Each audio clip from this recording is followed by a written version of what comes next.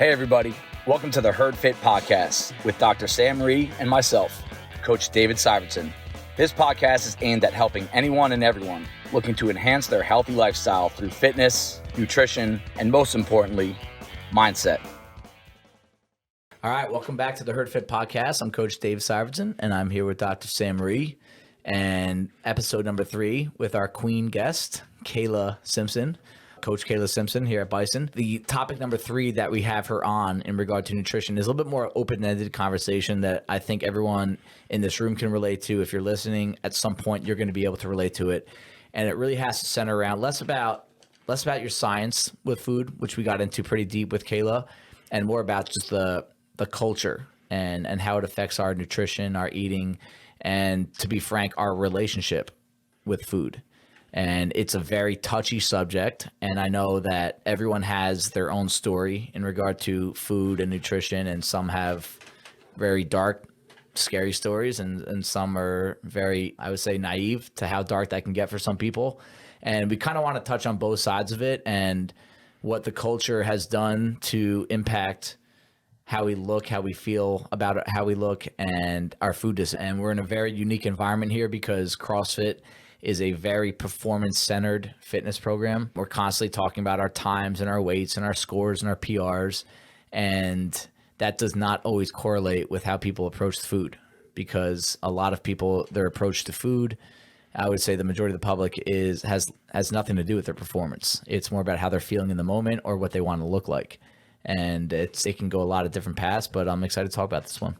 Yeah, for sure. I love this topic. I think that it's exciting to have this brought into the CrossFit space. I think it's being talked about more and more, but it initially was not talked about enough, especially within the CrossFit space and the fitness space, because everything's so performance-based. But like, how do you feel about yourself? Like, that is something that it's tough to talk about. Like, it's tough to really, like, on a deeper level, like, are you doing paleo and straying away from paleo, or are you doing keto, or these different types of diets?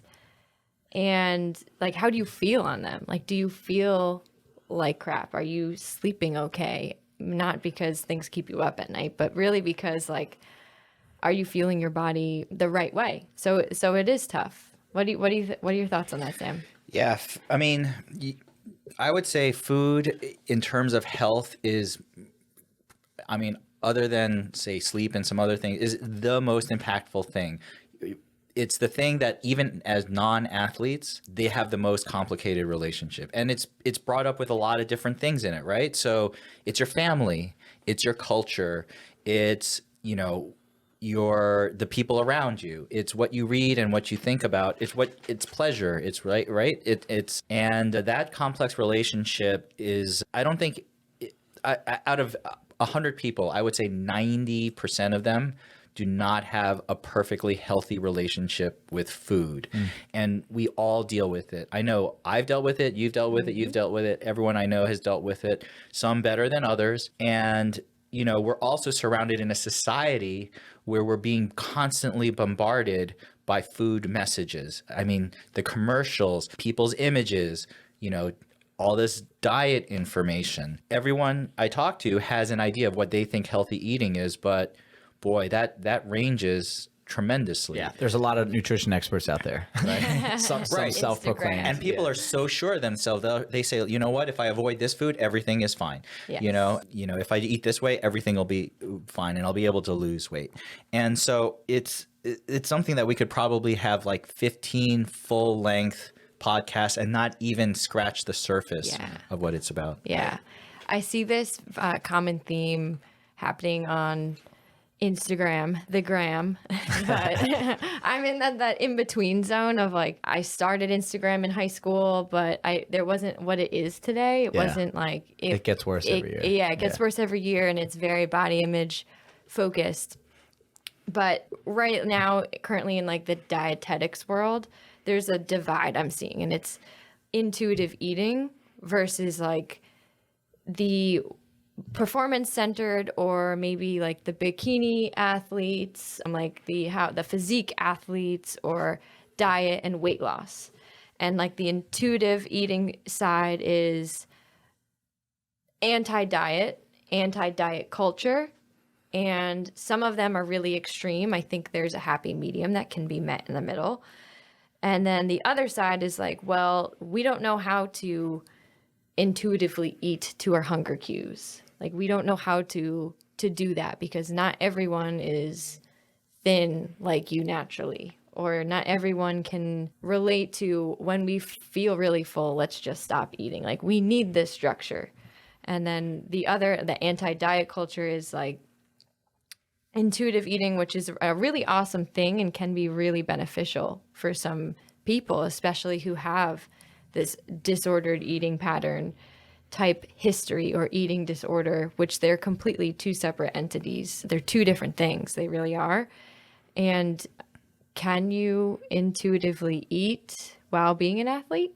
Because sometimes athletes don't know how much to eat and they don't necessarily want to eat, but it's going to make them perform better. It's something I'm trying to also work out, and that's part of my story. I was that girl in high school who I was on Instagram and seeing skinny was beautiful. That was the time. There wasn't that like muscular CrossFit strength yet until I got to college. But I just didn't know. I thought eating celery and carrots and lettuce was healthy. I thought that was health, and it messes with you. It really does. So I'm thankful for the CrossFit space bringing in this like muscular, beautiful strength. It's beautiful to have muscles. It's beautiful to at all sizes, but then it can also tip over of like, okay, well now I'm getting into my macros and like being really obsessive that way too. So I honestly thank CrossFit that I have it, because I feel like I would have gone down the path of still having disordered eating patterns. So there's a lot of pros and cons there. Yeah. I mean, we said this a couple of times. We think that CrossFit, no bias here. I mean that. And especially women in CrossFit have really changed the landscape more than any group of people in the fitness industry, I think, ever, in my opinion, and over the past decade, I'd say. And I know we should always be cognizant of that and even thankful for that like women like you had noticed that and you actually took it on. And now I think even without you even knowing, you're kind of inspiring others to do the same, whether they're in this gym or outside this gym, because they see that you're lifting big weights and getting jacked, like we talked about, and really using food as something that you're going to need so that you can perform in the gym and in your training and with all those training goals. And so I think one thing that I think a lot of us struggle with or have struggled with in regard to what we're talking about right now, just like the cultural and internal pressures that we feel in regard to food, what are you trying to do? Like what is your goal? And if a lot of your goals are performance centered, there's a lot of thought that needs to go into probably eating more than you are. Yeah. And we need to get away from eating celery, carrots, and lettuce and thinking that that's a healthy diet. At the end of the day, it's not. And I in regard to that performance-centered approach. Now, if someone's like, hey, we talked about this a few weeks ago, I think in the latest podcast that we released, body image versus performance center CrossFit, I think that if you do have a body image goal, and there's nothing wrong with that, then it can shift some diet related decisions that you need to make and how disciplined you need to be and how regimented you need to be. But we've talked about this, that the number one thing I always want as a coach is the athlete to be able to always tell me what they're shooting for. And it can change. It's a moving target. But if I ask you right now, Kayla, what's your goal? And we talked about this last week after a 7 a.m. class, like, all right, what is the goal? If the answer was so like, I don't know, like just want to be healthy. Like I just want to be healthy, but I don't really know like how much I really want. Like it doesn't, no one's really gonna be able to help you out. And I think it's gonna make a lot of those gray areas more prevalent. And I think the more time someone spends in that gray area where they just want to go back and forth, they're not sure what they're training for, not sure what they're living for, I think that's when a lot of the bad times with food, because you basically just making spontaneous decisions. Yeah. You're in a bad mood, go eat. Yeah. It'll fix my day. Oh, I want to celebrate something, let's go eat and drink. And then 2 days later, you're at the gym and you're trying to do, squat snatches and muscle ups, and you feel like something hurts, and dealing with inflammation, or you feel bloated, you feel heavy, then you get upset in that moment, you know, and it's just like this vicious cycle that goes back and forth. Mm-hmm.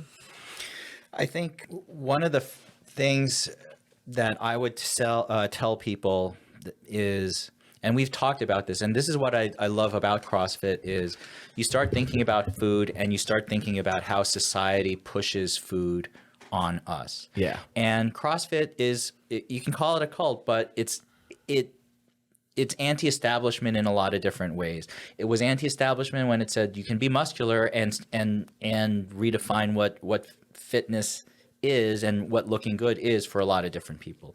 It's also anti-establishment in the sense that processed food and food that is being pushed on us as a society is generally not good. There have been trends. I remember, like you talked about this, how we would eat foods that were low in fat, Snackwell cookies, no fat in them, but it was all processed sugar and carbs. Right. And yet it was supposed to be healthy. Yeah. So all of these trends that we've sort of seen have hurt us in terms of health. Right. And I think the one thing I would say, and we've talked about this in multiple podcasts now, is processed foods are bad. Yeah. They're not good. They are bad for us, and they're bad for us on a bunch of things. You know, we talked about stickiness, about inflammation, and there have been really good studies that, and you've talked about this, the absorption of foods that are processed and easily digestible is not good for us.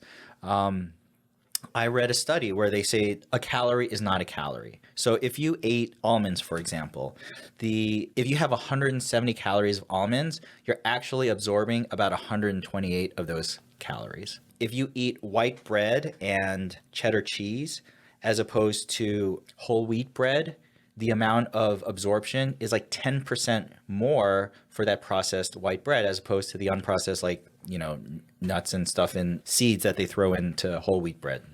So in general, if there's one message that I would say we need to fight culturally, is don't listen to what's being pushed on us from a daily food perspective. If you look at every food commercial, if you look at all the foods that are available, and it's getting better, right? And I know that you as a nutritionist see what's being marketed and what's being pushed out there for all of us. It's easy, right? It's so much easier at the end of the day to go pick something up From a fast food restaurant. Exactly. Yeah, right. And we've all done it. And I still do it on occasion just because I've done a poor job planning, or Susan's out of town or Judging something you. like that. Yeah, there was keto in the supermarket, keto in the egg side, the egg aisle. I'm like, thank you for letting me know my eggs are keto. Or like the paleo chips that are in the, It's funny because I laugh at those marketing things because they're just trying to get you to buy it, and like the processed food that they claim to be healthy. But at the same time, I buy some of those things. Like processed food is bad. I think we can all get behind that. But I love ice cream. I mean, ice cream doesn't love me, but it's the morale behind it too. Like it's okay to have it. You can find some sort of balance, and I do encourage it. If someone comes up to you and says, all right, Kayla, like I'm going to eat healthy, I'm going to do whatever diet regimen you want me to, but how often can I have ice cream? And it's probably, you don't want to get that question because it's different for everybody. What is the response? Is it like, can I have it once a week? Can I have it once every 2 weeks? Like what would your response be? I would honestly respond with, how often do you have it now? Mm-hmm. And if it's like a huge serving every single day, right, I would say, all right, cool. You can still have it every single day. I know, crazy. No, it's not. Dietitian no, I think people need to hear saying that you can This is what still I think have people it need every to single hear. day. Have it every single day, and let's just have less of it. Right. I don't want you to cut it out and then crave it even more and then binge on it later on. Yeah. It's especially for someone who's not the 1% of the world going for the CrossFit Games. Right. It's going to look different if you are, but even then there's still you can still have some sort of enjoyment in your food. Right. I think that's one of the biggest things is you need to get past feeling bad about yourself if you had a bad night, a cheat night, an ice cream, because at the end of the day, your bot, especially if you're consistent with, other metrics, water intake, your exercise, your stress levels, you having a scoop of ice cream every night isn't going to be a big deal. You craving it every night will eventually turn into a big deal. Right. Now, are we going to sit here on this podcast and tell you to eat ice cream every night? No. But Kayla said this is a specific question that needs specific answers from you before she can answer, right? If you're someone like Ash and I usually we'll get ice cream every 2 weeks. All right, maybe every 3 weeks. Okay. If it was up to her, it'd be twice a week or twice every week. But okay, if I came to Kayla and I said, hey, I want to change a few things up. I think it's just kind of a little lacking here and there. And she asked me that question, she should not, or I would think she's not going to say like, all right, Dave, no more ice cream ever again. Yeah. Because what's it going to do? Other than just make Ashley very angry, right? But it's going to make me crave it. And then at some point I'm going to break. Because I'm a human being and I would like to think I'm disciplined, but I'm not perfect with discipline. And you go down that path and then say you break and you binge it one weekend, 2-3 days in a row. And then it kind of takes you out of this lifestyle. Or what is the point of clean eating? Like what is the point? You want to, again, it comes back to Kayla would say, what's your goal?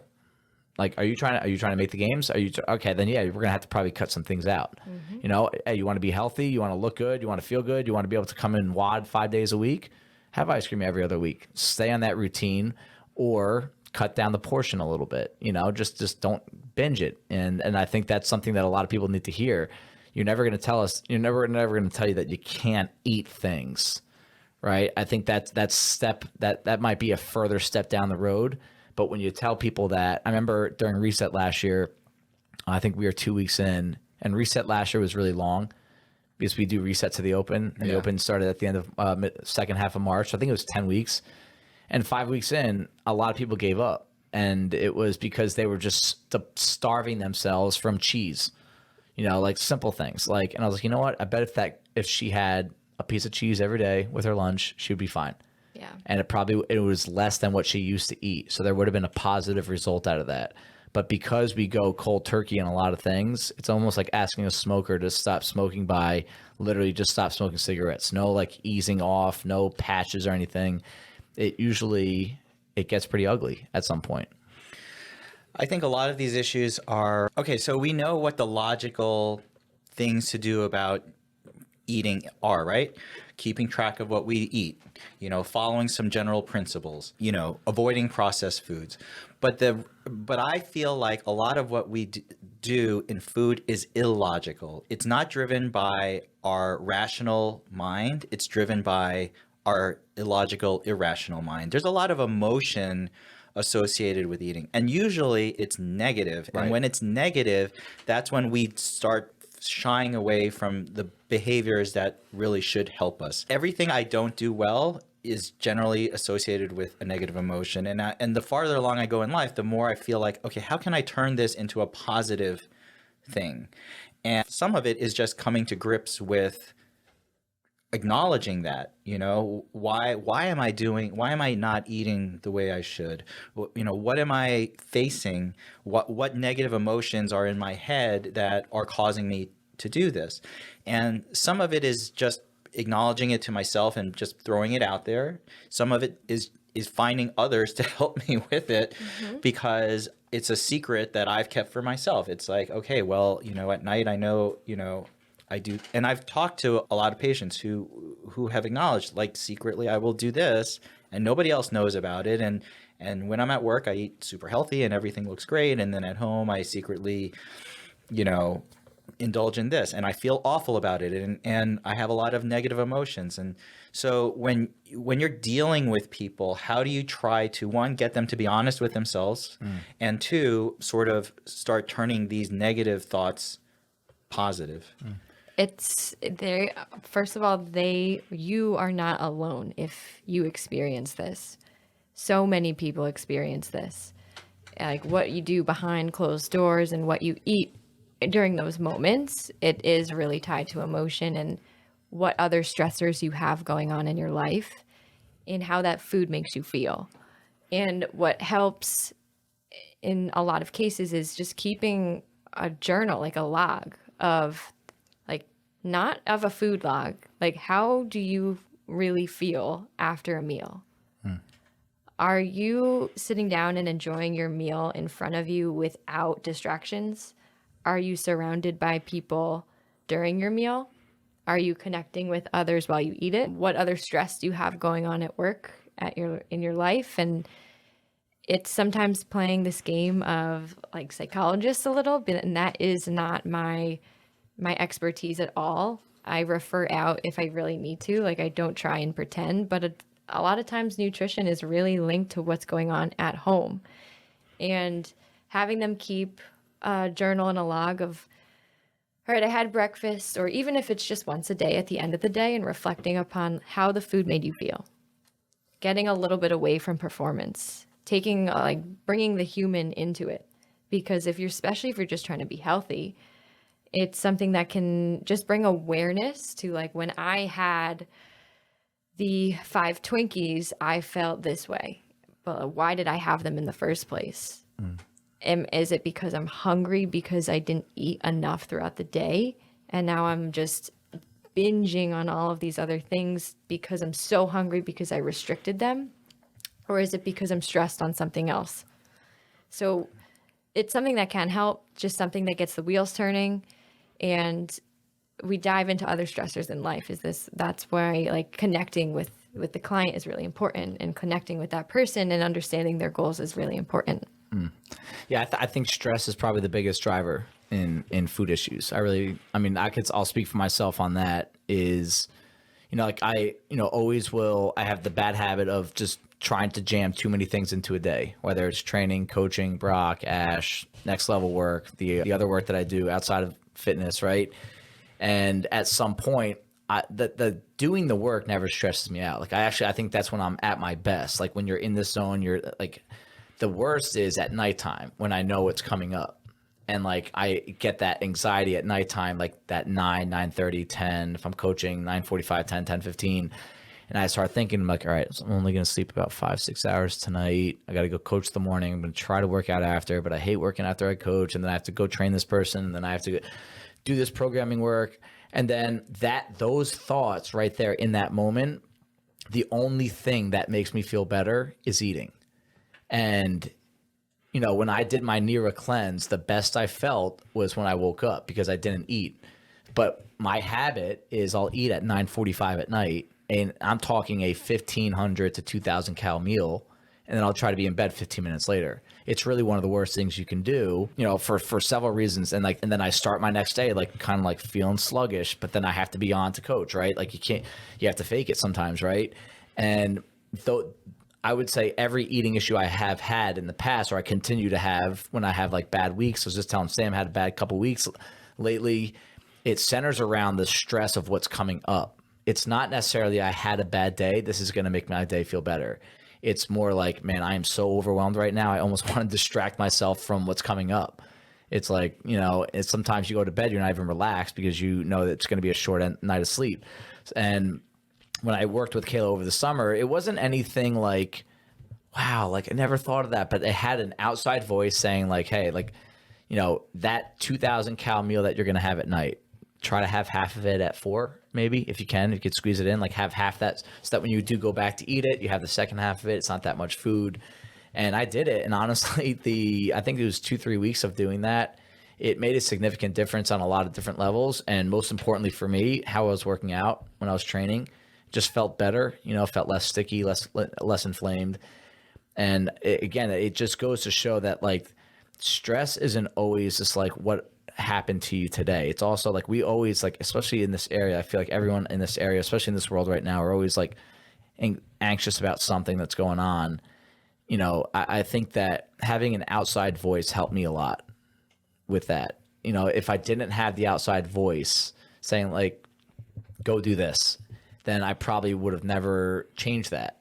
And it was a huge help that anyone out there that's struggling with that kind of thing, like you're binge eating at night, I think if you have someone that either you're reporting to or you just talk to someone about it, and Kayla said like a lot of people struggle with this, I would say almost everybody, yeah. I think it can help you out a lot. Yeah. Another thing is like put down the phone when you eat, or just notice, like if you can notice over the next 3 days how many times you scroll when you eat. and what are you consuming, not literally consuming, but social media content. What are you consuming while you scroll? Because when I look at my Explore page, it's all these really jacked girls. Yeah. Yeah. And what message subconsciously is that sending while you eat? And then you're not paying attention to the food, which then in turn, your hunger cues are thrown off. That's a huge one for me. I just realized when you said that. So the first thing is when you were describing yourself, Dave, I was thinking, here's a guy who, this is his life. This is he should know all of this. Right.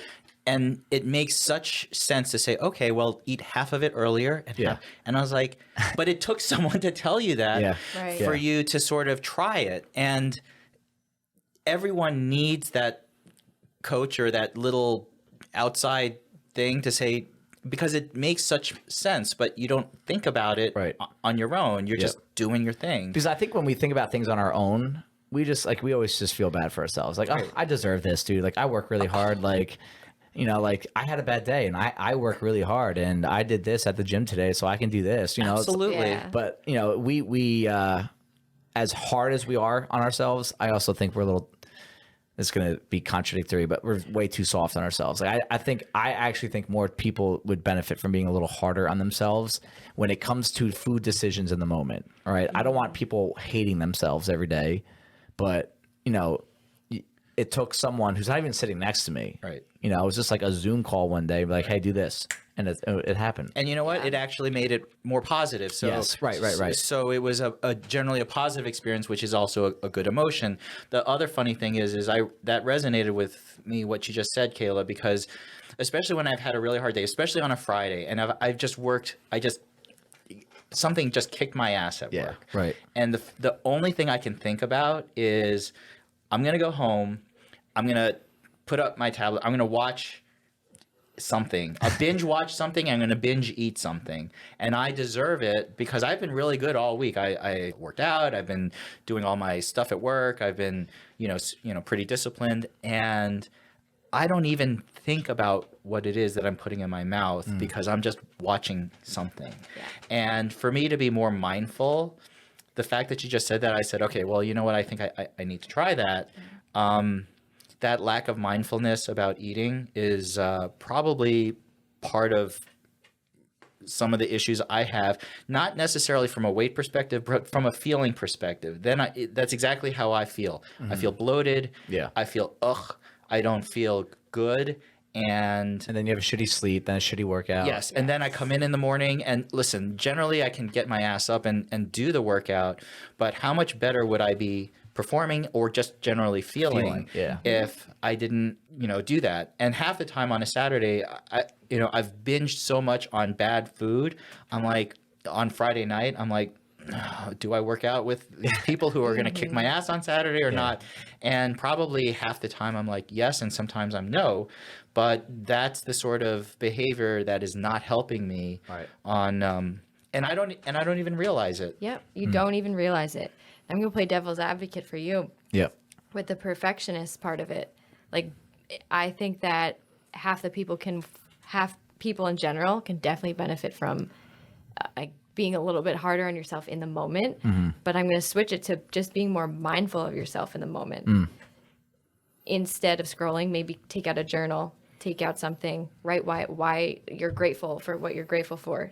It's not, this has been done in the past. It's not, people use that all the time. Right. But with the perfectionist side of things, like hearing that for some people can be like, oh crap, I need to be harder on myself. Like for me, for people who have spent years undoing being a perfectionist being too hard on themselves, that can also be detrimental as well. Absolutely. But I think both sides, because I am the person who is too hard on themselves, needs to be perfect.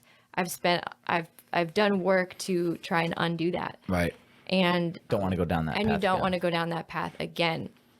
So having both sides of the spectrum is in the middle, just be more mindful of it. Like you can always be better, but it just, which side are you on and which side can you come to that middle ground? There was an OPEX on my OPEX course. One of the things they talked about nutrition is It was being mindful when you're eating. And they had, if you struggle with like, what does that actually mean? They said, chew your food. Yeah. It's like when you put your food in your mouth, think about you chewing your food. And there's physical advantages too that center around your saliva, and your digestion. But they said it makes you not scroll, not watch TV, like think about like how you're actually chewing your food, and rather than like just like shoveling it down your mouth, down your throat, swallow. And it slows you down, but B, it's like exactly what she's talking about. It just makes you more mindful of what you're actually doing. Yeah. The other thing is that, and I think you highlighted it, Dave, it's not about the food, it's about the stress in your life. Yeah. And I think that manifests in food issues. That happens to me all the time, and I've seen it in my life. The higher levels of stress result in poor food behaviors. Yeah. And it's not a daily level of stress. It's that chronic, like you said, things overhanging, Yep. other things in your life. And that's just it's a symptom of an underlying issue. And I'm not telling people like how to fix stress in their lives. Like that's friggin' ridiculous. Yeah. But sometimes just recognizing it's not that you have food problems, it's life/stress problems that need to be addressed that will address the food. Yeah. The food compounds the issues. Yeah. You know, it's if you can fix, again, we're not qualified to fix your stress issues. Exactly. I don't think anybody is. No. That's going to be a very internal, But recognizing it. Yeah, recognize it. Like take maybe not working as much, taking some things off your plate. You know, I mean, we don't get too deep in here, but like removing some toxic relationships out of your life, like that really can maybe be the driving force that's making you eat more than you think you should. It's funny going into a master's degree for nutrition. It's so funny because I struggled with this when I was completing my final like push of my degree, and I was like, "All right, Dave, I'm overwhelmed. Like, I need to like." I was doing like 500 different things at once. Can I tell what it was? So like Kayla and I do this with all the coaches here. It's like, hey, like what can you guys do schedule wise? What do you want to do? We'll try to get what you want. No promises, but pretty much everyone gets what they want schedule wise, and then we fill in the spots in between. But now that I have a kid and I have someone that watches him one morning a week, I'm more regimented than I've ever been. Like I don't have the flexibility. Like, oh, like Sam called out today, I'm just going to go coach his classes. Did that for 5 years. Can't do it anymore. And I remember, so we talked to Kayla about her schedule, and we found like little pockets here, and they're like, you know what? Like let's try Monday 5-6 a.m. And I was like, okay, that's tough to do. I did the Monday 5-6 for 5 years. It's tough. Like you're thinking about it throughout the weekend, and coaching early mornings, you have anxiety about your alarm not going off. I was like, Dave, I can only talk at 9. Anything past that. I think I started texting her like at 9:15 about the why the next day, and I was like, oh gosh, she's probably sleeping. And so long story short, you know, the next day, and this is when she had so many things going on. Kayla is kind of like, I relate to her, like almost sometimes has too many things going on. Yep. But she's a hustler, and you don't want to take the hustle out of a hustler, especially right now at this point in her life. Like she's got to do it right now. But I think 5 and 6 a.m. I think she coached, and I think maybe by 11 a.m. Dave, I'm overwhelmed. And do you remember what I said? I remember the first thing I said back was like, I'm proud of you for saying that. Yeah. Because, you know, this has been such a shortcoming on my end for so long that you just don't tell anyone that you are. You just keep saying, suck it up, suck it up. And it felt good. It felt good to tell someone that. Right, yeah. Because you usually just suck it up and that's it. Right. And if you're doing that in a lot of different areas of your life at once, you're going to need a stress relief at some point. Yeah. And for a lot of people, it turns into food. And, you know, I think that was like a very grown up thing that she did. And, you know, we worked something out, everything's good to go. And, you know, nothing bad happened. And I think that sometimes we tell ourselves in our head, like, oh man, if I try to get this stress out of my life by telling Dave, I'm overwhelmed, I can't do these 5-6 a.m.s on Monday, something bad's going to happen. Nothing bad happened. And it only helped her out. You know, I think that's a huge part of our food issues is, can you acknowledge what's stressing us out? Can we remove it or change things up so it's not stressing us out? Yes. Yeah. I mean, it's another manifestation of self-destructive behavior that you can see in people. And I saw it, especially in residency training. You know, you're working insane numbers of hours. And at that point, it was just so... There was no grace for anyone, and there was no understanding, and there was no ability to there were a lot of super negative things that were going on. That's one of about 500 different negative things going on at the time. And you saw it manifest in people in really weird ways. And some of it, more often than not, were people gaining 20, 30, 40 pounds, 50 pounds in residency. And you know what? They never learned how to deal with it. And I see some of my fellow people that I train with, and they're obese, they have health issues, they're not happy. And it's just, whether it's substance abuse or poor food choices or just poor life choices in general, you can just see how if you don't identify the stress factors in your life and do something about it, this is just one manifestation. Yeah. So it's like, can you make a statement that people don't have food issues? They have stress issues? Could you say that statement definitively or no?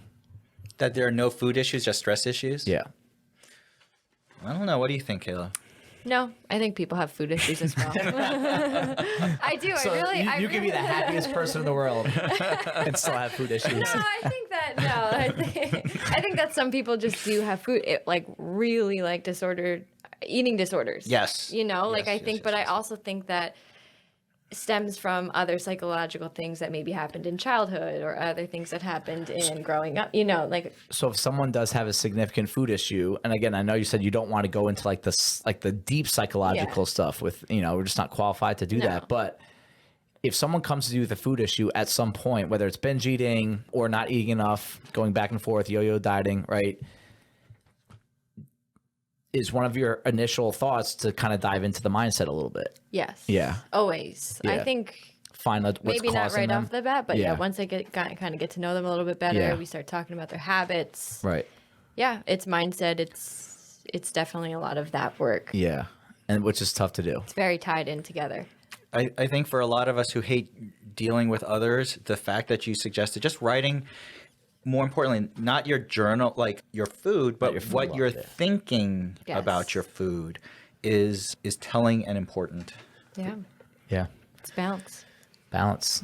All right. Well, thank you, Kayla. I think that's a good talk to hopefully just get wheel spinning. Do you guys have anything else?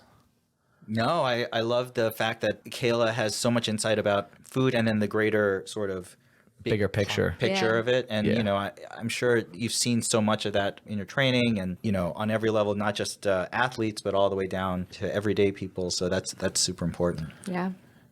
All right. Thank you, Kayla. Good.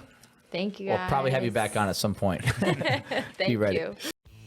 Thank you, everybody, for taking the time out of your day to listen to the Herd Fit podcast. Be on the lookout for next week's episode.